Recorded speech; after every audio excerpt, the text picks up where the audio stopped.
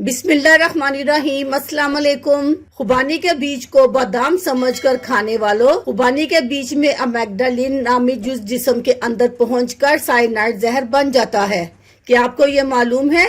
यही मैं आपको आज की वीडियो में बताती हूँ। खुबानी मौसम गर्मा का एक नहायत ही खुश जायका फल है जो पाकिस्तान में जगह जगह ठेलों पर बिकता दिखाई देता है।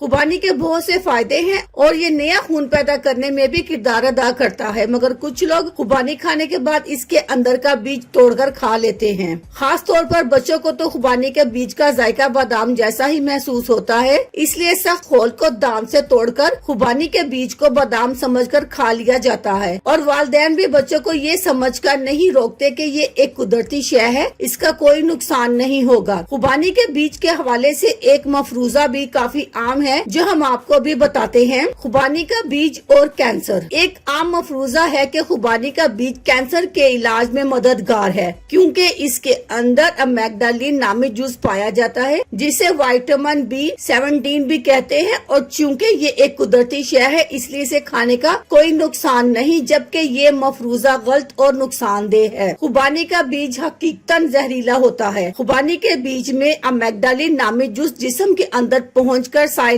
जहर बन जाता है, जिसे एक मखसूस मिकदार से ज्यादा खा लिया जाए तो मौत वाक़या हो सकती है। अलबत्ता कुछ मिकदार खाने से भी उल्टी, खून के दबाव का मसला, सर चकराना और शरियानों को नुकसान पहुंचना शामिल है। खास तौर पर कैंसर में मुब्तला अफराद को तो अपनी खुराक का बहुत ज्यादा ख्याल रखना चाहिए और सुनी सुनाई बातों पर यकीन करके किसी भी चीज को खा लेने से परहेज करना चाहिए। कैंसर का कोई भी मखसूस इलाज नहीं है। अलग अलग तरह के कैंसर का मुख्तलिफ तरीकों से इलाज किया जाता है और इस दौरान जहरीली अशिया खाना या बगैर डॉक्टर के मशवरे से कुछ खाना खुदकुशी के मुतरादिफ है। ताहाल ऐसी कोई तहकीक सामने नहीं आई जो कैंसर में खुबानी के बीज की अफादियत को वाज़िया करती हो, इसलिए खुबानी के बीज को खाने से परहेज करें। अपना ख्याल रखें। अल्लाह हाफिज। शुक्रिया।